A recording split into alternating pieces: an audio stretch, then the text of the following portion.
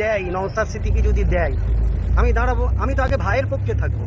দালাল এই কাসেম সিদ্দিকী যে দালাল, যে ওকে কিছু সুযোগ সুবিধা দিয়ে দেবে, একটা টিকিট দিয়ে দেবে, কিছু পয়সা দিয়ে দেবে, তার পিছনে চলবে।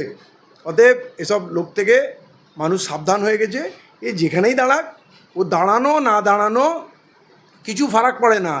কাসেম যদি নিজেকে কিছু মনে করে তাহলে ওর ভুল ধারণা।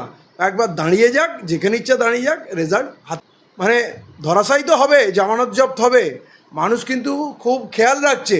যারা মমতাকে বলেছিল 14 তলা থেকে নামিয়ে আসবো, এখন মমতা বন্দ্যোপাধ্যায়ের পিছন পিছন পিছন পিছন ঘুরে বেড়াচ্ছে। আর মমতা বন্দ্যোপাধ্যায় কথায় কথায় কাসেম কোথায়, কাসেম কোথায়, কাসেম কোথায়। তো এই সবগুলো মানুষ দেখছে, মানুষ আর বোকা নয়। যদি টিএমসি বিজেপির বিরুদ্ধে একটা করে মহাজোট প্রার্থী দিতে পারে, তাহলে কিন্তু এই মহাজোটের প্রার্থীরা যে যেখানে থাকবে তারা অ্যাডভান্টেজ পাবে, মানুষের ভোট সেদিকে ঘুরে যাবে। সেই জোটে যদি নৌশাদও থাকে তাহলে নৌশাদও তার অ্যাডভান্টেজ পাবে। নৌশাদ নিজস্ব একটা কিছু কিছু পকেটে ওর ভোট ব্যাংক ভালো আছে।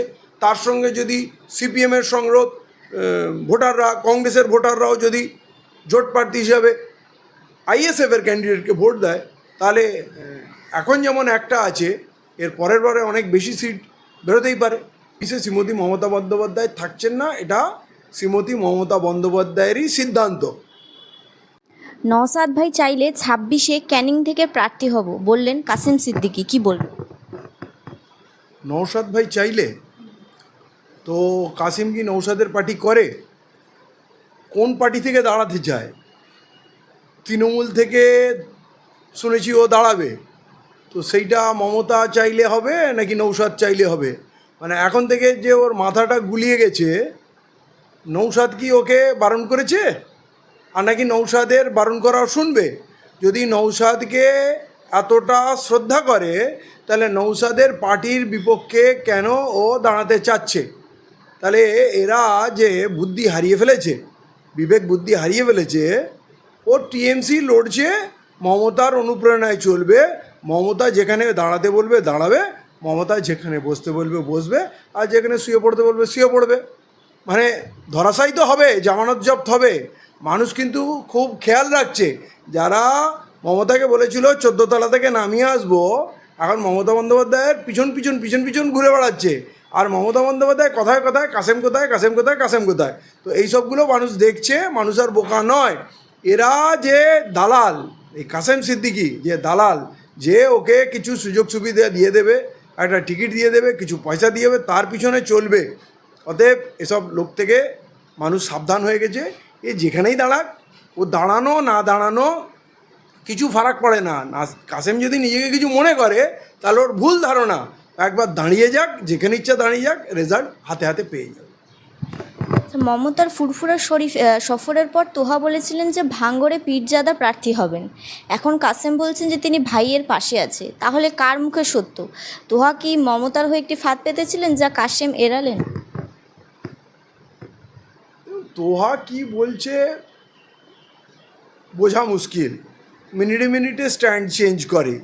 ওর খাতির একটু কমে গেছে, কাসেমকে একটু বেশি গুরুত্ব দেওয়া হচ্ছে, তাই ওর মাথা খারাপ হয়েছে, এলোমেলো কথা বলছে। কখনো বলছে যে এতগুলো মুসলিম প্রার্থী দিতে হবে, হ্যাঁ, মুসলমানদের মন্ত্রিত্ব দেওয়া হচ্ছে না, দীঘাতে মসজিদ চায়। দীঘাতে মসজিদ চায় তো মসজিদ মুসলমানরা বানিয়ে নিক। ওয়াকফ প্রপার্টি নিশ্চয়ই দীঘারও আশেপাশে আছে। এটা মুখ্যমন্ত্রীর কাছে মসজিদ চাওয়ার কী মন্ত্র? মুখ্যমন্ত্রীর কাছে চাকরি চাও, মুখ্যমন্ত্রীর কাছে শিক্ষা চাও, মুখ্যমন্ত্রীর কাছে রোজগার চাও, মুখ্যমন্ত্রীর কাছে সুরক্ষা চাও। মুখ্যমন্ত্রীর কাছে মসজিদ কেন চাইব? আমরা যখন মসজিদ বানাই, আজ পর্যন্ত কোনো মুখ্যমন্ত্রীর অনুমতি নিয়ে বানিয়েছি কি? এই কথাগুলোই খুব খারাপ। সামাজিক পরিবেশ নষ্ট হচ্ছে। এই মন্দির মসজিদ হিন্দু মুসলিম এই যে ন্যারেটিভ, এটার থেকে যদি মানুষ না বেরিয়ে আসে, তাহলে কিন্তু এই বাংলা তথা দেশকে বাঁচানো খুব কঠিন হবে। তৃণমূলকে এবার বুঝতে পারছে যে সব পীরজাদা দলে টানার খেলায় সায় দিচ্ছে না। সংখ্যালঘুদের নেতৃত্বে যদি নিজের বাইরে হয়, দিদির মাথা ব্যথা শুরু কেন? দেখুন, শ্রীমতী মমতা বন্দ্যোপাধ্যায়ের চুক্তি শেষ হয়ে গেছে। আরএসএসের সঙ্গে যে চুক্তি ছিল, 3 বার মুখ্যমন্ত্রী হয়েছেন, চুক্তি শেষ হয়ে গেছে। মমতা বন্দ্যোপাধ্যায় আর ক্ষমতায় থাকতে চান না। তাই জন্য এই ওয়াকাফ আন্দোলন রোখার জন্য উগ্র ভাষণ, কেউ যদি গুলিগুলি করে তাহলে আমার থেকে বড় শত্রু হবে না। মমতা বন্দ্যোপাধ্যায় খুব সুচতুর মহিলা, উনি খুব জানেন মুসলমানদের কাছে ধর্মীয় ভাবাবেগ খুব ইম্পর্টেন্ট। সেখানে ওয়াকাফ সম্পত্তি নিয়ে এরকম কথা বললে মুসলমানরা খেপে যাবে, তার বিরুদ্ধে যাবে, তার পাশ থেকে সরে যাবে। অতএব এটা উনি ইচ্ছাকৃতভাবেই এই স্ট্যান্ডটা নিয়েছেন যে মুসলমানরা তার বিরুদ্ধে খেপে যাক, কিছু ভোট যদি মমতা বন্দ্যোপাধ্যায়ের পাশ থেকে সরে যায় তাহলে বিজেপির ক্ষমতায় আসার সুযোগ হবে। অতএব চুক্তি মোতাবেক মমতা বন্দ্যোপাধ্যায় এখন বিজেপিকে পশ্চিমবাংলার মসনদে বসাতে যান, তারই প্রক্রিয়া হিসাবে এগুলো করছেন। কিন্তু সংখ্যালঘুদের একাংশ তো বিজেপিকে পছন্দ করে না, তাহলে বিজেপি কি আদৌ ক্ষমতায় আসবে সংখ্যালঘুদের ভোটে? মানে সংখ্যালঘুদের ভোট কি পাবে আদৌ বিজেপি? সংখ্যালঘুদের ভোট পাবে না, কিন্তু মমতা বন্দ্যোপাধ্যায়ের প্রতি ক্ষুব্ধ হয়ে কিছু ভোট যদি সিপিএম কংগ্রেস বা অন্য দলের দিকে চলে যায় তাহলে হয়তো সিপিএম কংগ্রেস জিততে পারবে না, মমতা বন্দ্যোপাধ্যায় জিততে পারবে না, বিজেপি অনেক জায়গায় বেরিয়ে যাবে ভোট কাটাকাটিতে। তারই ব্যবস্থা কিন্তু শ্রীমতী মমতা বন্দ্যোপাধ্যায় করছেন, তাই উনি মুসলিম সমাজকে চোখ রাঙাচ্ছেন। শওকত মোল্লা খাস তালুকে কাশিমের প্রবেশ কি পাল্টে দেবে ভোটের হিসাব? না, দেখেন, 26-এ শ্রীমতী মমতা বন্দ্যোপাধ্যায় থাকছেন না, এটা শ্রীমতী মমতা বন্দ্যোপাধ্যায়েরই সিদ্ধান্ত। তার জন্যে তিনি এলোমেলো করছেন। এবং এইখানে এই যে মন্দির বানানো, ইস্কনের জমিদান করা, এই যে ধর্মীয় পরিবেশ তৈরি করছেন, ধর্মীয় পরিবেশ তৈরি হলে অ্যাডভান্টেজ কিন্তু বিজেপি পাবে, অ্যাডভান্টেজ বিজেপি পাবে। মমতা বন্দ্যোপাধ্যায় চাচ্ছেন, কিন্তু পশ্চিমবাংলার মানুষ কিন্তু খুব স্মার্ট। এতদিন পর্যন্ত পশ্চিমবাংলার মানুষ বিজেপিকে রুখেছে, আগামী দিনেও রুখবে। তারা কেউ তৃণমূলের ভক্ত ছিল না। বামফ্রন্টকে সরানোর জন্য সবাই মিলে তখন বলল এই মরার তৃণমূলটাকেই জ্যান্ত করে দিই। মমতা বন্দ্যোপাধ্যায়ের ক্ষমতা ছিল না কোনোদিন মুখ্যমন্ত্রী হওয়ার, কেউ বলতো না, তখন কথা ছিল দিদি থেকে দিদিমণি হয়ে যাবে কিন্তু মুখ্যমন্ত্রী হতে পারবে না। এই অসম্ভব কাজটা বাংলার মানুষ করেছে।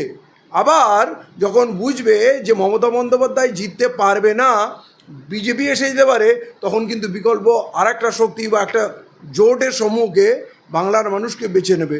তখন কিন্তু বাংলার যে সেকুলার দল আছে, এই সেকুলার ভোট আছে, সেটা মুসলিম হোক অমুসলিম হোক, যারা বিজেপি বিরোধী, এমন নয় যে শুধু মুসলমানরাই বিজেপির বিরোধী আর মুসলমানরাই ভোট দেয় না।